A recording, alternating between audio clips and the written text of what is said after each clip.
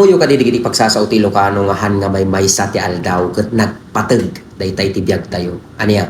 So anya iti kasat ket nga sa ti han nga may maysa iti aldaw nga kanayon nga ibagbaga digiti karuba tayo, digiti tattatang tayo, digiti nananang tayo. So kadagiti Ilocano ay nagpateg dayta. Anya.